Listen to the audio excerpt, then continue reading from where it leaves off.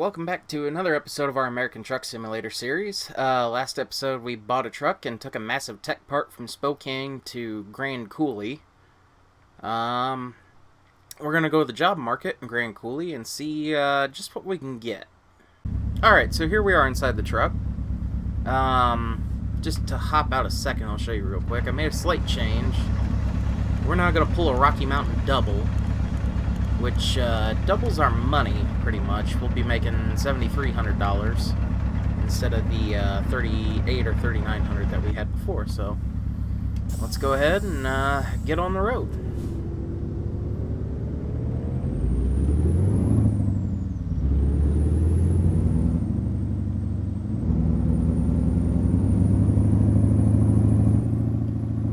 I was debating on whether or not to actually do this, considering how goofy the torque curve on this truck is with only having a 6-speed, but ultimately I think it'll be fine. Plus we gotta build up as much money as possible so I can get a decent transmission once the option opens up. And also I need to change the cell phone GPS to an actual GPS so I can get the speed limits and I don't have to keep the route advisor up.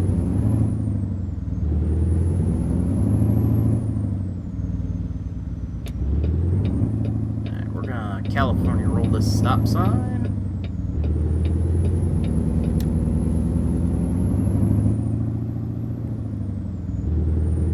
Yeah, that's what I thought. Bridge goes to 25. It's a little annoying, but oh well. The even more annoying thing is doing 25 in third gear and being at the top of the rev range.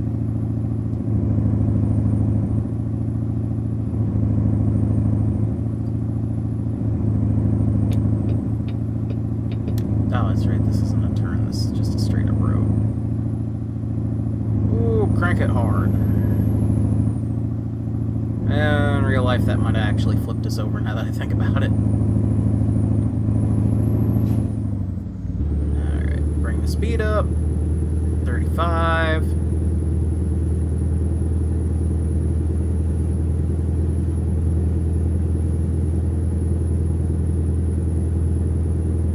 So I didn't get to watch all the New Hampshire race Sunday. This is being recorded on the Tuesday after. And I really, really, really do not like the playoff system. So Almirola, I mean, SHR as a whole has been struggling all year. It's even kind of funny the fact that the first win for SHR this year is not Kevin Harvick, but Almirola. The problem is Almirola's he was 27th in points and his average finish is somewhere in the mid to low 20s. And the fact that he is now in the playoffs because of I mean, even if they'd run that race the last 8 or 9 laps, however much it was, he probably still would have won. But, you know, the whole win and you're in thing just kind of agitates me, because you can either win in the first, 2 races of the season and screw around the rest of it, or you can screw around most of the season, or just not do well most of the season, win one of the final few races before the playoffs, and then you're good to go. Now, granted, I mean, both of those strategies do rely on having enough playoff points to survive to each round, because otherwise you're going to have to win a race every single round and put together a really good postseason. But still, I mean, what was it, the first year of the format, Ryan Newman almost won the whole championship without winning a race? Was that the first or second year? I mean, in the Truck Series, it's already happened. Matt Crafton's won the championship without winning a race in the Truck Series. For a system that's supposed to reward winning, and I know people are going to say, well, you know, it's the Truck Series. You got Kyle Busch, you got you got these guys coming down and taking wins from normal drivers. It's like, okay, but that's not really the point.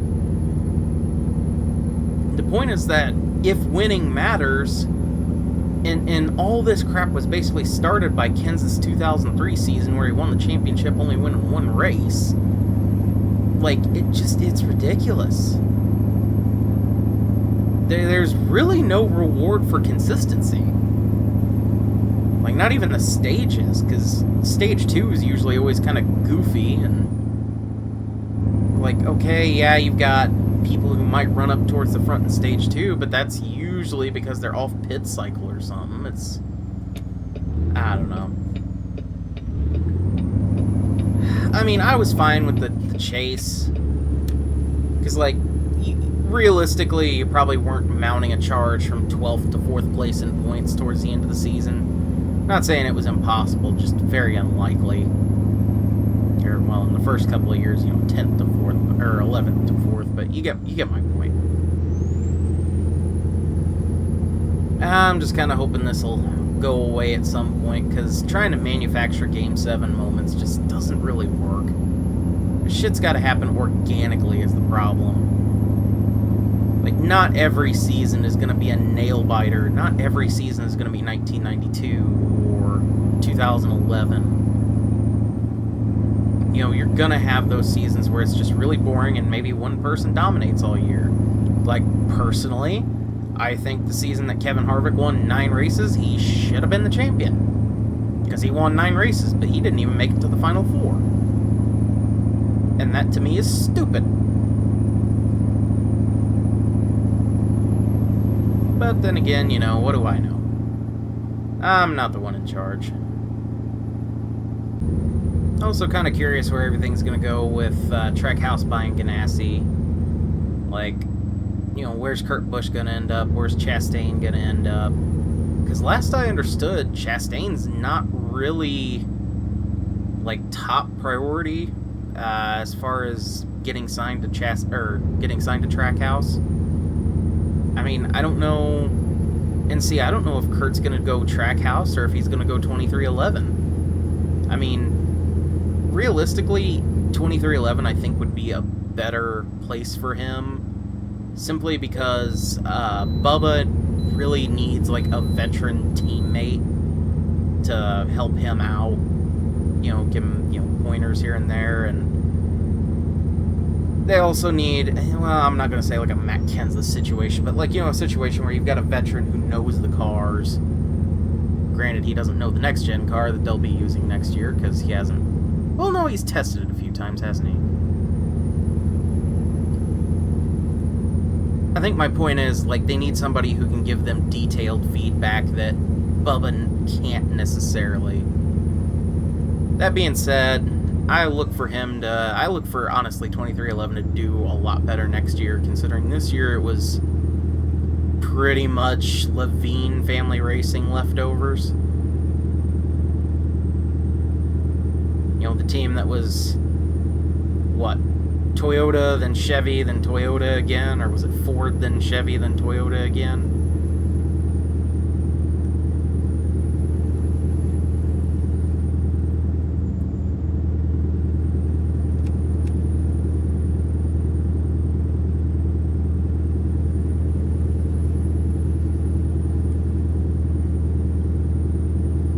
Also kind of curious to see what's going to go on with Newman in the next couple of years, because I think he's pretty much done. He's hardly competitive anymore. I mean, even before the wreck, he really wasn't that competitive. Those Roush cars are just so damn bad. I'm just going to go out on a limb and assume Keselowski is taking ownership stake in Roush with him leaving Penske. So maybe we'll see some improvement there. Kind of be nice if somebody would buy into RPM and actually throw some money at that car. Jones is a good driver. I don't think he's NASCAR elite, but I definitely think he's capable of winning a race or two a year. But not in that car. I think the biggest thing that irks me is the owner, and I can never remember his name, I think it's Morstein, owns a Medallion Bank, it seems like he just has the team around to keep Richard in the sport, and I'm going to go out on a limb and say more than likely as a tax write-off. Because, I mean, there's almost no sponsorship flowing in. The car's either running Medallion Bank or Petty's Garage. I mean, it's had a couple of Armor All races this season. They did have that lawnmower sponsor too, and I think there was another one in there somewhere. But ultimately, they're floundering bad. And I don't know if they're the team that's going to switch to Toyota next year. It might be nice because then they'll be getting TRD engines. So while they may not have the setups nailed, the chassis and body are going to be common with everybody else. And then they'll basically be getting the same engines that, well, maybe not Gibbs, but definitely Levine was getting. And 23.9's getting. Maybe not the exact same. I don't know. Ah, great. We got a damn detour.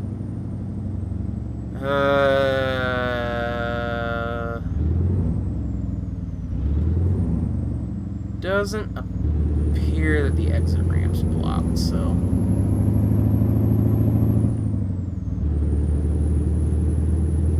I did download Coast to Coast on another profile again, so... just kind of been playing around with that. I don't think we'll use it in this playthrough. Just purely because we'll have a lot of really damn long runs that I don't want to sit through and try to edit. And also, I'm sure y'all don't want to sit through and watch. Because I'm sure sometimes this gets really, really, really boring. That being said, we've only got 64 miles left on this trip, so...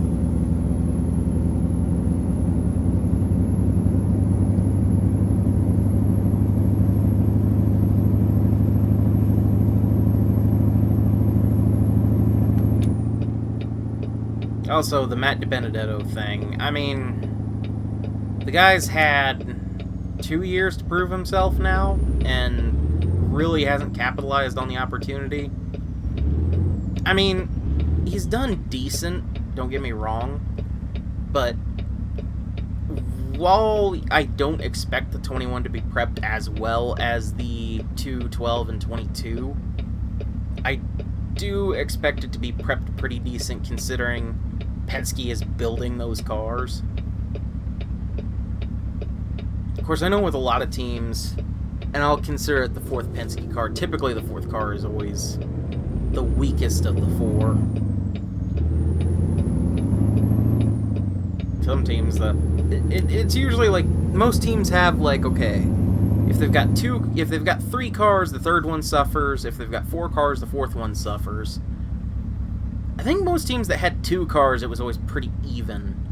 I think the money, like, you know, Penske back in the days of the 2 and the 12, I think the money was spent pretty evenly between the 2 cars. He had Roush, who basically, because he sold sponsorship at a loss, was able to, at least on a couple of cars, was able to have 5. And the fact that they were so dominant that year and took up 5 spots in the chase was just ridiculous.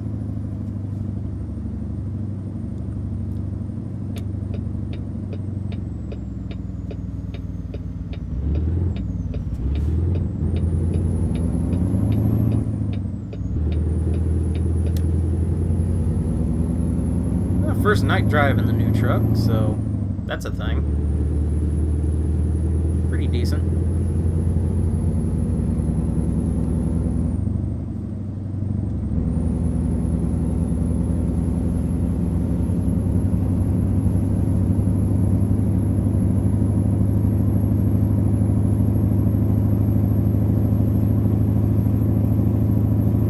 Actually tried to look through patch notes. The game's updated, I think, once or twice since I last recorded. I don't know exactly what changed. I don't know if it was just solely bug fixes or if there was other stuff in there. I haven't actually tried to find any sort of patch notes or any verification of, you know, what changed. And all my mods were still compatible. That was all I was worried about.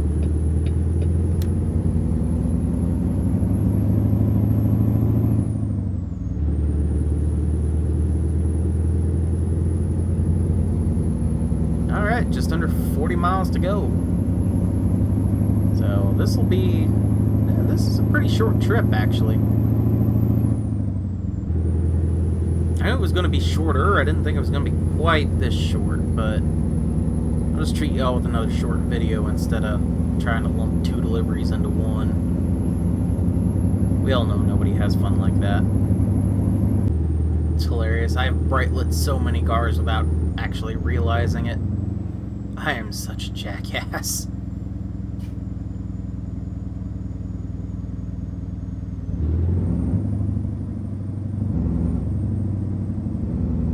Alright, we're gonna keep it a little bit slower here because we're gonna have to do a lot of stop and go coming up here.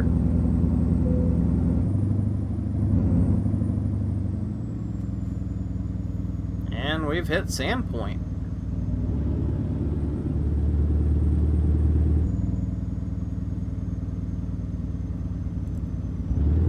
Try to back it down a little bit more here.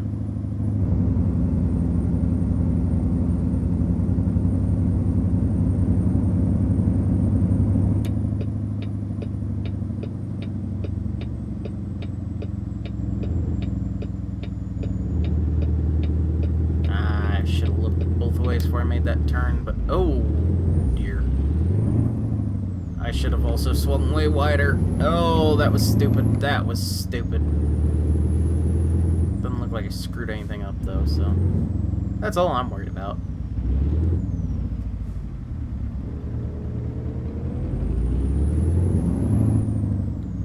I know it's not what their out of visor's saying, but we're gonna turn here because of how long we are. Nope. Don't.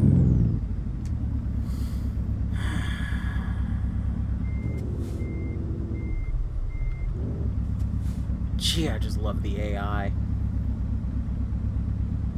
Alright, come on. You gonna get a move on? You gonna... What are you doing? Are you just gonna park there now? What even is this?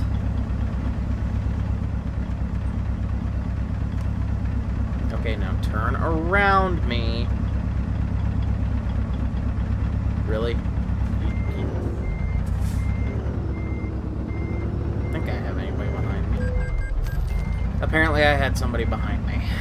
Fantastic. Now that's $500 I'm not getting off this trip.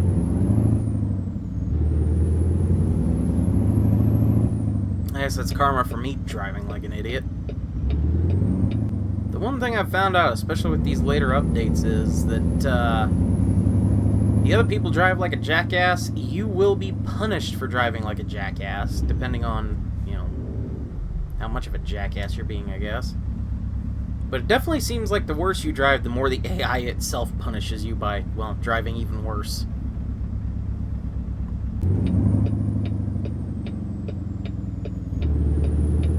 Wow, I'm amazed I caught the green there.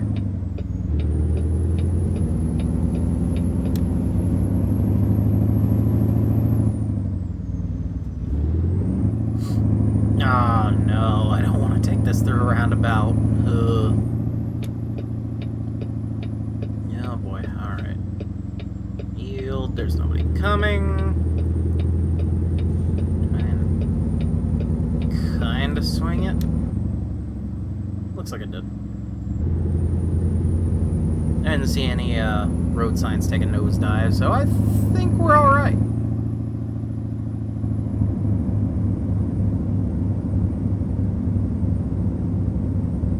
Cross the railroad tracks. Don't need to stop because we're not carrying anything dangerous. Well, explosive. These things come off and, yeah, they'd probably kill somebody, I'm sure.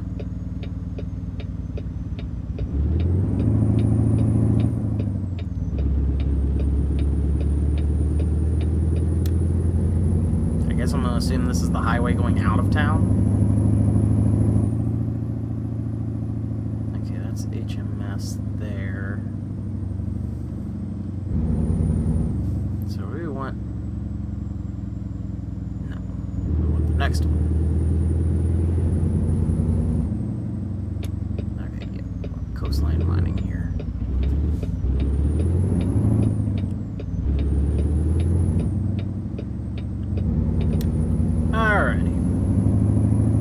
probably just gonna have me, like, pull forward or something, I'm sure.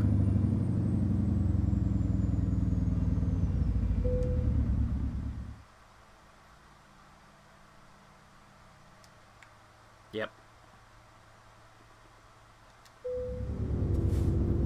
Alright, one of the other few times you'll actually see me pull up a load, just because, well, it's one of these.